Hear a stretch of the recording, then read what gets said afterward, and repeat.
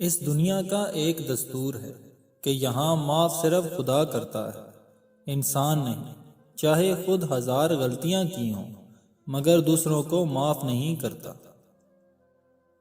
بادشاہ کے محل میں صفائی کرتے جب ایک بھنگی کی نظر ملکہ پر پڑی تو وہ پہلی نظر میں اس پہ فدا ہو گیا، لیکن اپنی حیثیت اور ملکہ کی حیثیت میں فرق دیکھا تو سر جھکائے وہاں سے چلا گیا۔ پر دل تھا جو ایک ملاقات کی حسرت میں تڑپتا رہا۔ عشق کی بیماری نے جسمانی بیماری کا روپ لے لیا اور وہ بستر سے لگ گیا۔ بھنگی کی بیوی بھی اس ساری حالت سے واقف تھی۔ بھنگی کی خراب حالت کی بنا پر اس کی بیوی اس کی جگہ کام پر لگ گئی۔ کئی دن تک جب بھنگی ملکہ کو وہاں نظر نہ آیا تو اس نے اس کی بیوی سے دریافت کیا۔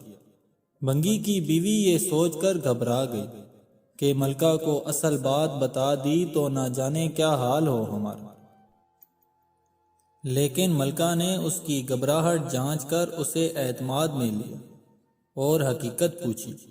بھنگی کی بیوی نے ساری بات ملکہ کے سامنے پیش نظر کر دی۔ تب ملکہ نے اسے کہا کہ اس سے ملاقات کا ایک ہی راستہ ہے، تم اپنے شوہر سے جا کر کہہ دو کل وہ شہر سے باہر کسی راستے پر بیٹھ جائے اور بس اللہ اللہ کرتا رہے، نہ کسی کی بات کرے اور نہ کسی کا دیا تحفہ قبول کرے۔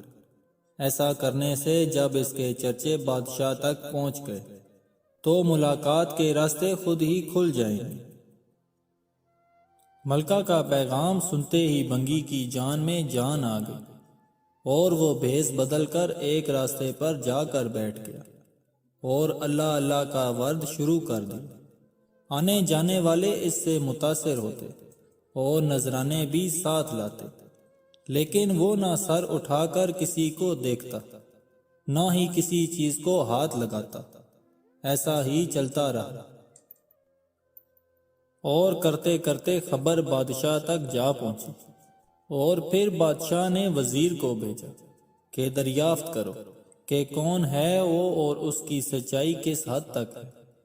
وزیر نے واپس جا کر بادشاہ سے اس کی بہت تعریف کی۔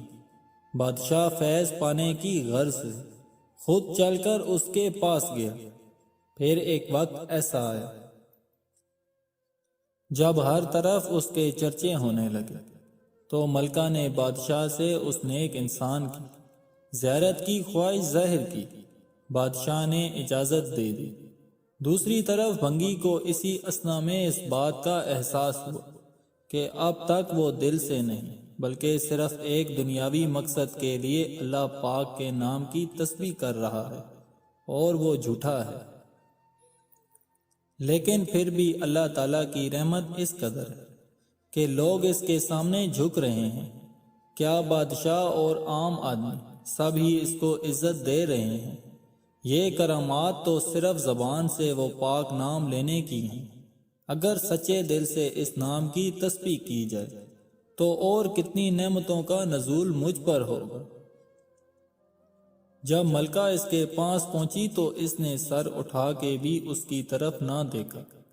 یہ دیکھ کر ملکہ بہت خوش اور مطمئن ہو گئی کہ آج اس کی وجہ سے کوئی اللہ کے قریب ہو گیا۔ ملکہ روتی ہوئی واپس اپنے محل پہنچ گئی۔ جس عورت میں حیا اور وفا ہو اس سے بڑھ کر کوئی عورت خوبصورت نہیں ہو سکتی۔ کوئی بھی کسی کی ملکیت نہیں ہوتا، اور پھر بھی ہم چاہت میں اتنے پاگل ہو جاتے ہیں کہ خواہش کرنے لگتے ہیں کہ وہ صرف ہمارا ہو۔ کوئی شیشہ انسان کی اتنی حقیقی تصویر پیش نہیں کر سکتا جتنا اس کی گفتگو پیش کرتی ہے۔ جہاں سے سیکھا جائے وہاں چالاکی کا مظاہرہ کرنا گستاخی اور بے ادبی ہے۔ جس وقت دنیا والے تمہیں گھٹنے ٹیکنے پر مجبور کر دیں تو یہی بہترین وقت ہے سجدے کا۔ بیوی کو زیادہ سے زیادہ انار کھلایا کرو، بیوی ہمیشہ جوان اور خوبصورت رہے گی، شوہر چاہے بوڑھا ہو جائے۔